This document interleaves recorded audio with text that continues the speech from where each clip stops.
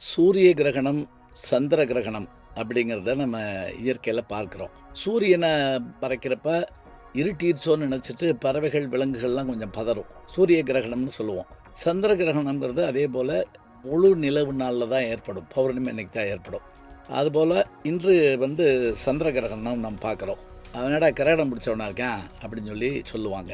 அல்லது கிரகம் பிடிச்சவனா இருக்கான் அப்படின்னு கூட சொல்லுவாங்க. அது அதனுடைய மருவி இருக்கலாம். அதாவது ஒளி மிகுந்த பொருளை இருள் வந்து மறைப்பது இதுதான். அறிவியல் படி என்ன அப்படின்னா, சூரியன், பூமி, சந்திரன் இதில் இந்த பூமியுடைய நிழல் வந்து சந்திரன் மீது விழுகிறப்ப சந்திர கிரகணமும், சூரியன் மீது விழுகிறப்ப சூரிய கிரகணமும் ஏற்படுறத நம்ம பார்க்குறோம். ஆனால் நம்முடைய புராணங்கள்ல இது இருக்கா அப்படின்னா, பாரத போரில் 14ஆம் நாள் போர் சர்க்கத்தில் முதல் நாள் அபிமன்யு இறந்து போனதுனால அவனை கொன்னவனை கொல்லுவேன் அப்படின்னு சபதம் போட்டான் மாலை சூரியன் மறைவதற்குள்ளாக அப்படின்னு அர்ஜுனன். அந்த சபதத்தை நிறைவேற்றுவதற்காக கிருஷ்ண பரமாத்மா தன்னுடைய லீலைகளில் ஒன்றாக தன்னுடைய சக்கராயத்தை வச்சு அதை மறைச்சாரு. சூரியன் மறைஞ்சிருச்சுன்னு சொல்லி எல்லாம் இது பண்ணுறப்ப அவனை வீழ்த்துறாரு. இது தவறான யுத்தம்ங்கிறாங்க. நீங்கள் செஞ்சதெல்லாம் அதே மாதிரி தான் நானும் அதுக்கு அப்படி தான் செய்வேன்.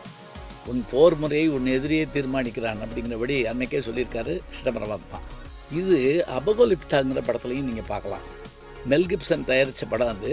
அந்த அபகோலிப்டாவில் வந்து கதாநாயகனை கொல்ல போகிற போது மாயன் கோயில் நடக்கிற அந்த இதில் வந்து அந்த இது மறையிறத பார்த்து பயந்து போய் அப்படி விட்டுருவாங்க எல்லாரும். இது நான் சிறுபிள்ளையில் ஒரு மொழிபெயர்ப்பு நாவல் படிச்சிருக்கேன்.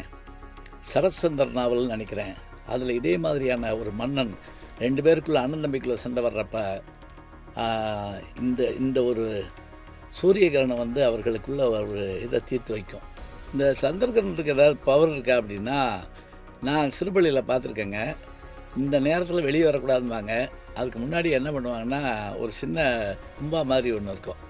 அதில் உலக்கையை நிப்பாட்டுவாங்க. அது இந்த கிரகணம் முடிகிற வரைக்கும் நிற்கும், முடிஞ்சவொடனே கீழே விழுந்துடும். இப்போ புராணங்களில், இதிகாசங்களில் இந்த நம்பிக்கைகள் அறிவியல் மூலமாக இப்போ நிரூபிக்கப்படுறதை பார்க்குறோம். சந்திர கிரகணத்தப்பயோ, சூரிய கிரகணத்தப்பயோ பாதுகாப்பாக இருந்துக்கிட்டால் நல்லது தாங்க.